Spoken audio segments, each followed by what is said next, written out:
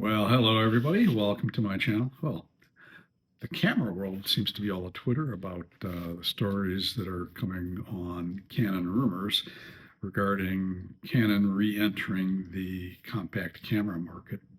By the way, I am fighting a cold, so I probably sound congested.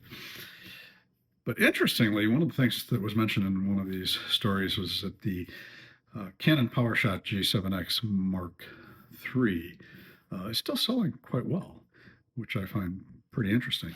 I never used one of those cameras. Actually, I did briefly use the very first G7X. Thought it was a nice camera. Um, a cousin of Beth's bought one. But I find this very interesting, and of course I was in my previous videos wrong about camera companies coming into the compact camera market, because the new camera that Canon is going to be bringing out, according to the rumors, is going to be called the Powershot V1. And evidently there are two cameras coming out, the V1 at first, and there'll be another one that will have more of an extended range zoom. So that's very interesting. Now, the sensor is going to be roughly the size of the 4/3 sensor in Micro Four Thirds cameras. By the way, Micro Four Thirds is not the sensor, that's the mount. The LX100 series that has 4/3 sensors, and it's not a Micro Four Thirds camera. So, but I find that interesting that it's going to be a larger sensor. So image quality is going to be better. Evidently, it's going to be around 25 megapixels. So about the same as the current sensor in the G9 Mark II and the GH7.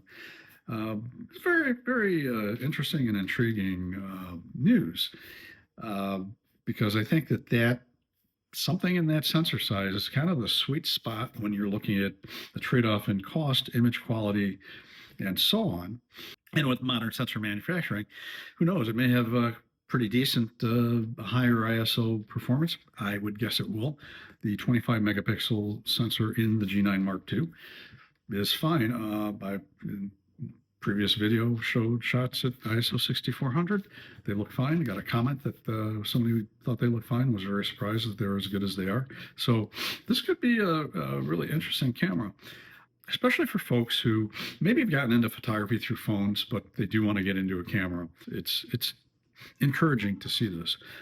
It would be interesting to see Panasonic Lumix respond with something along those lines using the 4/3 sensor. I mean, they already have the LX100 line.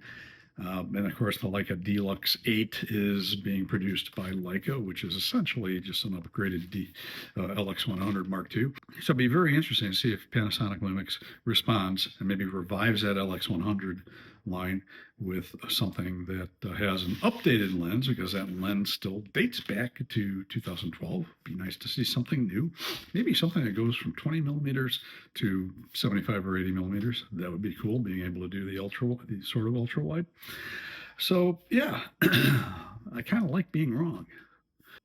And of course, this rumored second V camera, perhaps being an extended range zoom, that'd be great for travel.